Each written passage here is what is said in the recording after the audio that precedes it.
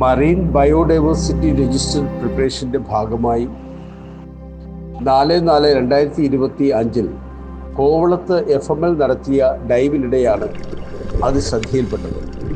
അവിടെ അശോക ബീച്ചിലെ മൂക്കം കോടിമുനയ്ക്കടുത്തുള്ള കടലിനടിയിലെ കോറലുകൾ ഒരു പ്രത്യേകതരം പായലുകൾ പടർന്നു കയറി നശിക്കുന്നു.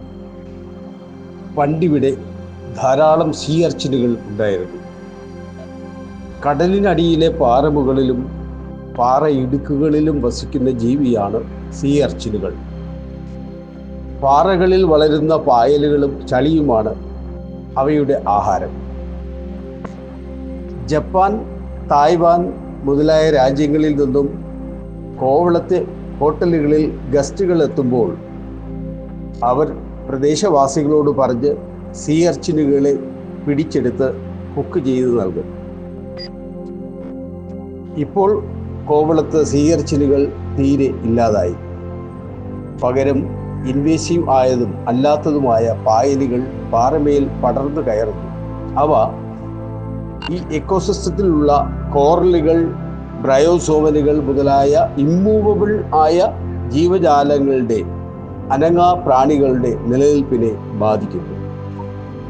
ഈ ഒരു പശ്ചാത്തലത്തിലായിരുന്നു FML അവിടെ ക്ലീനപ്പ് ഡ്രൈവ് നടത്തിയത്.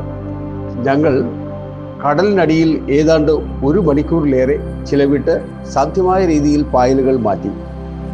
വളരെ സ്മൂത്തായുള്ള ബ്രഷുകൾ ഉപയോഗിച്ച് ആ പായലുകൾ നീക്കം ചെയ്തപ്പോൾ അവിടുത്തെ ജീവജാലങ്ങളുടെ ശ്വാസം നേരെ ആയിട്ടുണ്ടാവും.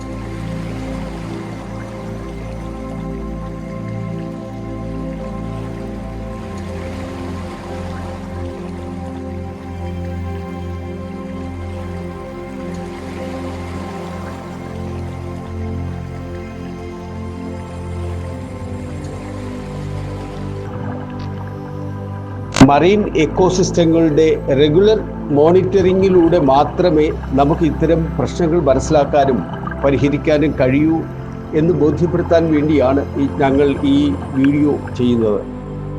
മാത്രമല്ല, ഇതുപോലുള്ള പ്രവർത്തനങ്ങളിൽ നമ്മുടെ സമുദ്രശാസ്ത്ര ഗവേഷകർ കടലിലേക്ക് ഇറങ്ങി വരണം എന്നുകൂടി ചിന്തിക്കുന്നതും നല്ലതാണ്. സാധാരണഗതിയിൽ കടലിനടിയിൽ 1 മണിക്കൂർ പണിയെടുത്താൽ കരയിൽ 1 ദിവസം പണിയെടുക്കുന്നതിനേക്കാൾ കൂടുതൽ കൂലി കിട്ടും. അതുകൊണ്ട് തന്നെ പലർക്കും സംശയം, FML എങ്ങനെയാണ് ഇതൊക്കെ ചെയ്യുന്നതെന്ന്. അക്കാര്യം കൂടി പറഞ്ഞു പോകാം.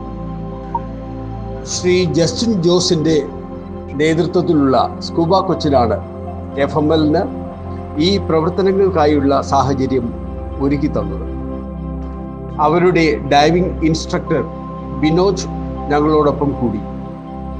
കഴിഞ്ഞ 10 വർഷമായി FML വോളണ്ടിയർമാരായ വിഴിഞ്ഞത്തെ സാദിഖ് അലിയും അബുസാലിയും ഇന്നും ഞങ്ങളോടൊപ്പമുണ്ട്. ചെറിയതുറയിലെ ഷാരൻ സിസിൽ എന്ന പുതിയ വോളണ്ടിയറും ഇന്ന് ഞങ്ങളെ സഹായിക്കാനെത്തി. പക്ഷേ വിഴിഞ്ഞം സ്വദേശിയായ ഒരു കടൽപ്പണി കുടുംബത്തിലെ അംഗമായ ഏഞ്ചൽ എന്ന പെൺകുട്ടിയാണ് ഇന്നത്തെ താരം. അയാൾ കുഫോസിൽ നിന്ന് MSc മറീൻ ബയോളജി പാസ്സായ ശേഷം UK-ൽ കോസ്റ്റൽ ആൻഡ് മറീൻ റിസോഴ്സ് മാനേജ്മെൻറ്റിൽ ഉപരിപഠനം നടത്തി തിരികെ എത്തി FML വോളണ്ടിയർ ആയിരിക്കുകയാണ്. Thank you.